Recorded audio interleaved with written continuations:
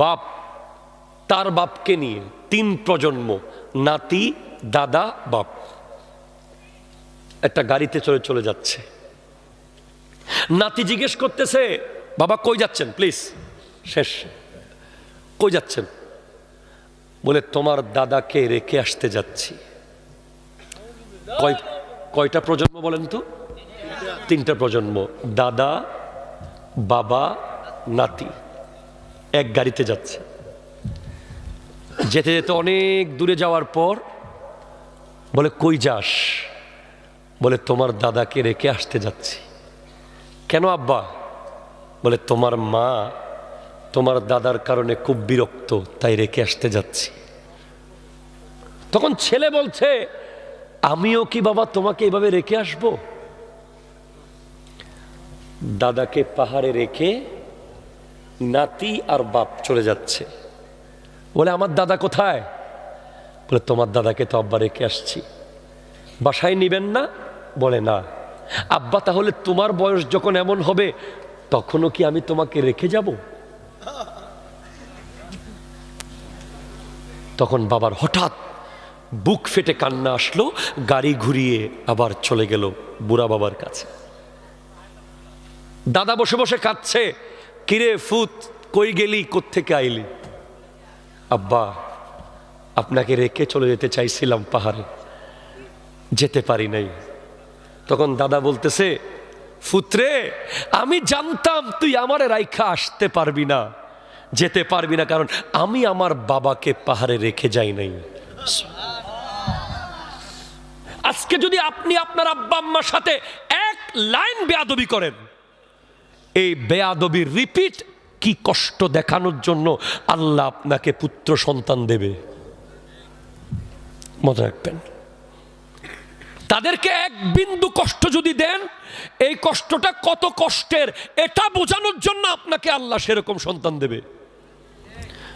ওই সন্তান বড় হয়ে সেম কষ্ট আপনাকেও দেবে। আর যদি আজকে আপনি আপনার আব্বা আম্মাকে আদর করেন, মোহাব্বত করেন, ভালোবাসেন, সেবা করেন, ওষুধ কিনে দেন, রাত্রে বেলা কম্বলটা গায়ের উপর দিয়ে দেন, তাদের সেবা যত্ন করেন, এরকম সন্তান আল্লাহ আপনাকে অবশ্যই দেবে, সন্তানের সেবা কেমন দেখার জন্য। সেজন্য যদি বাপ মার সন্তুষ্টি, যে ব্যক্তি প্রতিদিন বাবা অথবা মা দুজনের চেহারা দেখে ঘর থেকে বের হবে, তার জন্য জান্নাতের 2টা দরজা খুলে যাবে। এখন আপনি বলেন, আর যে ব্যক্তি প্রতিদিন বাপ মা দুজনকে নারাজ করে ঘর থেকে বের হবে, তার জন্য জাহান্নামে 2টা গেট খুলে যাবে। নাউজুবিল্লাহ বলেন। ঘরে আসলে এক প্রস্তুতি নিতে হবে, ঘর থেকে বের হওয়ার সময় আরেক প্রস্তুতি নিতে হবে। এসে তাদের চেহারা দেখলেই খুশি মনে হজের সওয়াব। জিজ্ঞেস করা হয়েছে, ইয়া রাসূলুল্লাহ যদি 100 বার দেখে, আমার নবী বলেছেন আল্লাহর কাছে কোনো অভাব নাই। আবার বের হওয়ার সময় আরেক প্রস্তুতি। অনেকে আছে যে মা বাবাকে দেখা না করে বের হয়ে যায়, তারা মূলত জানে না মা যদি দোয়া করে দেয়, মাথায় হাত বুলিয়ে দেয়, ওফুত আল্লাহর আমানত। আপনার গাড়ির চাকা ব্লাস্ট হয়ে যাবে, আপনার ইঞ্জিন নষ্ট হয়ে যাবে, গোটা গাড়ি আগুনে পুড়ে গেলেও আপনার গায়ে একটা লোম ছিঁড়বে না। আমার নবীর কাছে এসে এক সাহাবা বলে, ইয়া রাসূলুল্লাহ আমি একটা কাজ হলে মান্নত করেছি জান্নাতের চৌকটে চুমু দেব। অবদ্দা সুবহানাল্লাহ হন না বাজি? আপনারা কি চরম বিরক্ত হয়ে গেছেন আমার উপরে? বলে, ইয়া রাসূলুল্লাহ ওগো নবী, আমার এই কাজটা যদি হয় আমি জান্নাতের চৌকটে চুমু খাবো, মান্নত করেছি। ওই ব্যক্তির কাজ হয়ে গেছে। এখন নবীর কাছে এসে বলে, ওগো নবী আমার কাজ তো হয়ে গেছে, এখন জান্নাতের চৌকট কোথায় পাবো? তখন আমার নবী বলে, তোর বাবার কপাল হলো জান্নাতের দরজার উপরের চৌকট। তোর মায়ের কদম হলো জান্নাতের দরজার নিচের চৌকট। বাবার কপালে গিয়ে চুমু দে, মায়ের কদমে গিয়ে চুমু দে, জান্নাতের দরজায় চুমু দেওয়া হয়ে যাবে। ওই সাহাবা কেঁদে দিয়েছে, ইয়া রাসূলুল্লাহ আমার আব্বা আম্মা তো নাই, তারা তো দুনিয়াতে নাই, এখন কোথায় চুমু দেব? আমার নবী বলেন, যাও বাবার কবরে মাথার দিকে চুমু দিয়ে দাও, মায়ের কবরে পায়ের দিকে চুমু দিয়ে দাও, জান্নাতের দরজায় চুমু দেওয়া হয়ে যাবে। যেখানে আল্লাহ বলছেন যে উফ বলা যাবে না, সেখানে তোমরা কিভাবে বলো মায়ের সাথে? এত ক্যাট কেন করেন? এত ব্যাট কেন করেন? সব সময় ডিস্টার্ব কেন করেন? আপনার এত কথা কেন? বুড়া মানুষ এত বেশি কথা কেন বলেন? এই ধরনের সেন্টেন্স বাবা মাকে বলা হারাম, হারাম, হারাম। ঠিক কিনা? কথা জোরে বলেন। এটা দালালাতুন নাস, ফালা তাকুল লাহুমা উফ। এই আয়াত থেকে মাসলা ইস্তেমবাত হয়েছে। উসুলুশ শাশির দালালাতুন নাস অধ্যায়ে আছে যে বাবা মার সাথে গালি দেওয়া হারাম, তাদের থেকে খিদমত নেওয়া হারাম। আমাদের দেশে অনেক যুবক আছে, বাবা বাজার করে সে ফ্রি ফায়ার খেলে। ঠিক কিনা? জোরে কথা বলেন না। বাবা বাজার করে, সে বাইক নিয়ে টোটো করে, বাবা বাজার করে, সে রাস্তায় দাঁড়িয়ে দাঁড়িয়ে বেনসন খায়, মায়ের জন্য কাপড় রেখে চলে আসে, তার কাপড়টা মা ধুয়ে দেয়। খবরদার যুবক, আমি এই উদাহরণ সব জায়গায় দেই, আজকেও দিচ্ছি। নিশ্চয়ই পৃথিবীর সবচেয়ে দামি খাবার আপনারা যদি খেতে চান, আপনাকে রেডিসন ব্লুতে, বাংলাদেশের প্রেক্ষাপটে আপনাকে যেতে হবে রেডিসন ব্লুতে, অথবা আপনাকে যেতে হবে বেস্ট ওয়েস্টার্ন হেরিটেজ, যেতে হবে দ্য কক্স টুডে, যেতে হবে আপনাকে এই দেশের 5 স্টার হোটেলগুলোতে আপনাকে যেতে হবে। ওখানে গেলেই আপনি সবচেয়ে মজাদার, হাইজেনিক, অ্যাপ্রোপ্রিয়েট খাবার পাবেন। তবে আমি নিশ্চিত করে বলি, আপনি যতই দামি রেস্টুরেন্টে যান, আপনি দুবাইয়ের ব্রুজ খলিফাতে যান, আপনি আমেরিকার বিশ্ববিখ্যাত রেস্টুরেন্টে যান, আপনি নিউ ইয়র্কের সবচেয়ে দামি হোটেলে খান, কিন্তু আপনার মায়ের হাতের ছোঁয়া লাগা খাবার পৃথিবীর কোন রেস্টুরেন্টে পাবেন না। ঠিক কিনা? জোরে কথা বলে।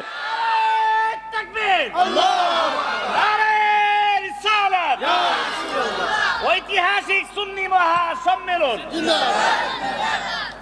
আপনার ঘরে যে নারীটা আছে, আপনার মা, ওনার হাতে আল্লাহ পৃথিবীর সমস্ত তেল, মরিচ, মশলা ঢুকিয়ে দিয়েছে।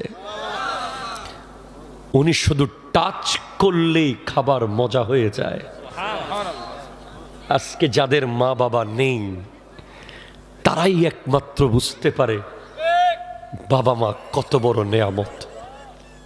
বিশ্বাস করেন, এই দামি নেয়ামতটাকে অনেকেই চিনতে পারি নাই আমরা। বাবা কিছু করতে না পারুক, চাকরি না করুক, ব্যবসা না করুক, 1 পয়সা না কামাক, শুধু মাথার উপরে হাত দিয়ে যদি বলে ফুত আমি আছি,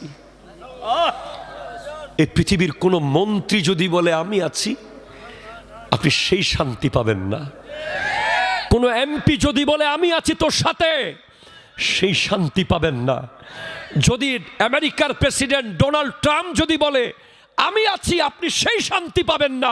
আপনার রিকশাওয়ালা বাবা যদি বলে আমি তোর সাথে আছি, সেই বাক্যে জান্নাতের শান্তি আছে। ঠিক কিনা? কথা জোরে বলেন। আমাদের যুব সমাজ আজ অবক্ষয়ের অন্যতম কারণ হলো তারা বাপ মাকে চিনে নাই। বাপ মাকে চিনে নাই, এমনি জানে এটা তার বাবা, এটা তার মা।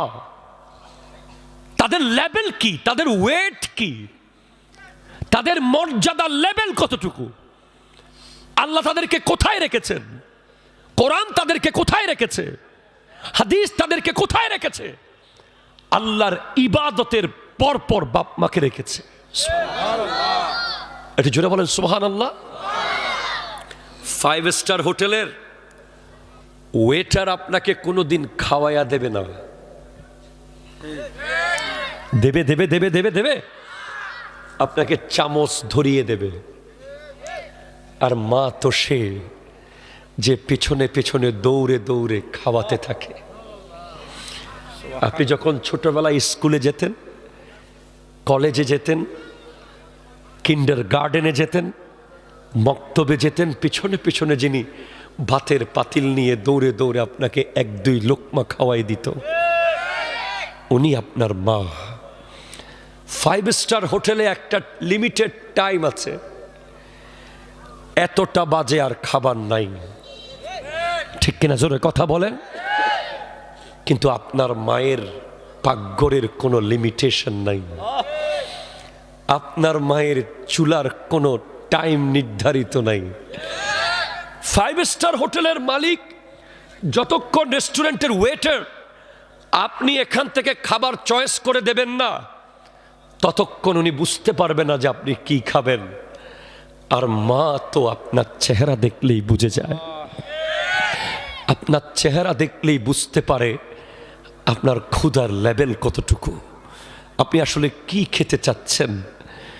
আপনার মায়ের ভাত না থাকলে মুড়ি দেয়, মুড়ি না থাকলে বিস্কিট দেয়, বিস্কিট না থাকলে চনাচুর দেয়, কিচ্ছু না থাকলে যিনি ভিখারির মতো পাশের বাসায় গিয়ে হাত পাতে সন্তানের জন্য, উনি হলেন মা। ঠিক কিনা জোরে কথা বলেন, ঠিক কিনা জোরে কথা বলেন। আর আপনি সেই মাকে 500 টাকা দেওয়ার জন্য বিবির কাছে দরখাস্ত লেখেন। সেই মাকে 500 টাকা দেওয়ার জন্য কত দলাদলি, কত কথা। 3 ভাই ভাগ করেছে মাকে, জানুয়ারি বড় ভাই, ফেব্রুয়ারি মেজো ভাই, মার্চ সেজো ভাই। জানুয়ারি শেষ, প্যারাসিটামল আর কিনবে না। এখন মা তো মেজো ভাইয়ের ভাগে। কত বড় নির্লজ্জ, কত বড় বেহায়া। কোটি মানুষ দেখেছে। তুমি ওই এখানকার সবচেয়ে বড় বাজারের নাম কি? সিঙ্গারবিল বাজারে 1 কোটি টাকা ইনভেস্ট না করে তোমার মায়ের হাতে 10 টাকা দাও, ঠিক কিনা জোরে কথা বলে। সিঙ্গারবিল বাজারে 10 কোটি টাকা ইনভেস্ট না করে মায়ের হাতে 100 টাকা দাও।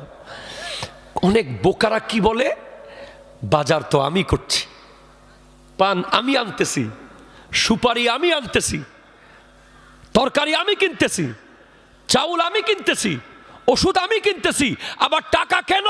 আরে বোকা, তোর বিবি তোর টাকাকে খরচ করতে চিন্তা করে না, কিন্তু তোর মা তোর টাকা খরচ করার আগে 1000 বার ভাবে, ঠিক কিনা জোরে কথা বলেন।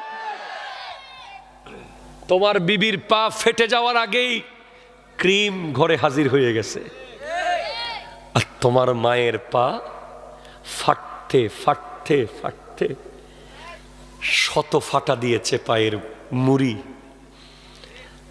তোমার মা কোনোদিন বলে নাই যে আমার জন্য একটা ক্রিম কিনে আনিস বাবা, বলে নাই, বলে নাই। আজকের দিনে আমরা আশ্চর্য হই, ঘরের রান্না হলে পোড়া ভাতগুলো যে খায় তিনি মা। মাছের পেটি কোনোদিন খেতে পারে না যিনি, ওনার নাম মা। মুরগির কলিজা যিনি কোনোদিন খেতে পায় না, পাক আর ঠ্যাং খেয়ে জীবন কাটায়, ওনার নাম মা। ওই মাকে আজকে রেখে রেখে কত যুবক বিবি নিয়ে দামি দামি ঘরে থাকতেছে। ব্যাককল, ঘরের সবচেয়ে দামি বেডরুম মাকে দে, জান্নাতের সবচেয়ে দামি বেডরুম আল্লাহ থেকে বুঝে নে, ঠিক কিনা কথা জোরে বলেন না। হযরতে মুসা আলাইহিস সালাম আল্লাহকে জিজ্ঞেস করে, আল্লাহ জান্নাতে আমার সাথে কে আগে যাবে? আল্লাহ বলেন, একজন কসাই। এত অলি, এত বুজুর্গ, এত বড় বড় ব্যক্তিত্ব থাকতে কসাই যাবে জান্নাতে? বলে হ্যাঁ। কেন? ওই কসাই প্রতিদিন পশুর গোশত বিক্রি করে মাথার মগজগুলো মায়ের জন্য রেখে দিত। রাতে এসে নিজের বউ, কসাইয়ের বউ রান্না করে দিত না, সে নিজে রান্না করে চামচ দিয়ে মাকে খাওয়াতো।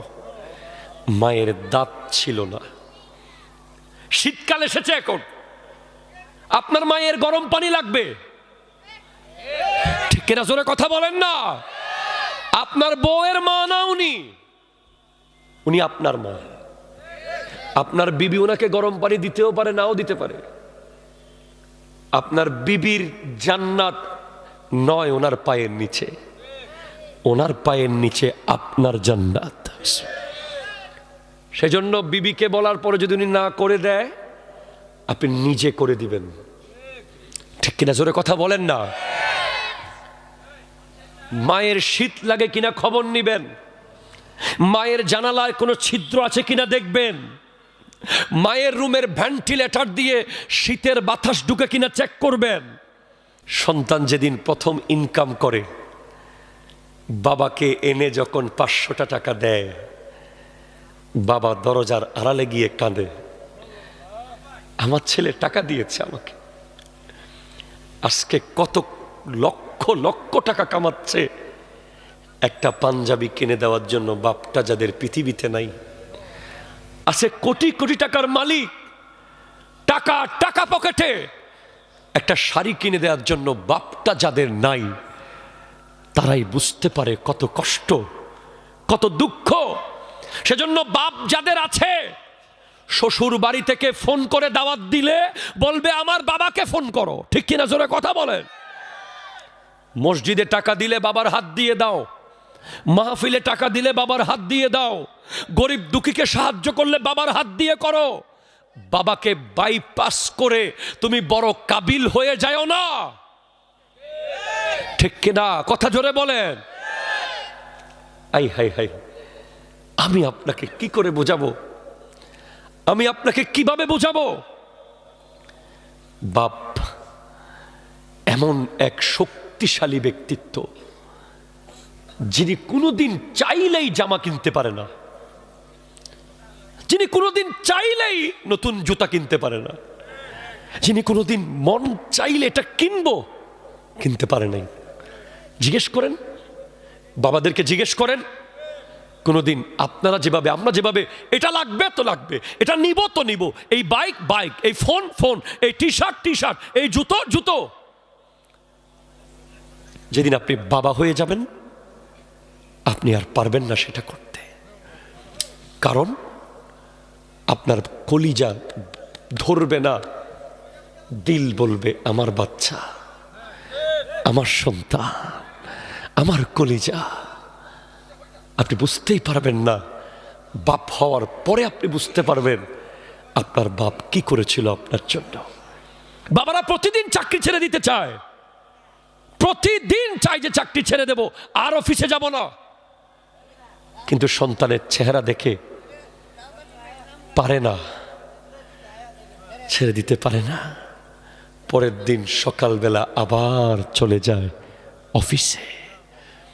বাবারা অফিসে বসে বসে কত কাঁদে, কত চোখের পানিতে অফিসের টেবিল ভিজে যায়, কত মুয়াজ্জিন, কত ইমাম সন্তানের জন্য 4000 টাকার হাদিয়ার কাজ করতে থাকে। বাচ্চাদের জন্য বাংলাদেশে এমন এমন মুয়াজ্জিন আছে যাদেরকে 2-3 মাসের বেতন ঠিকভাবে দেওয়া হয় না, অথচ তারাও বাবা, তাদেরও বাচ্চা আছে।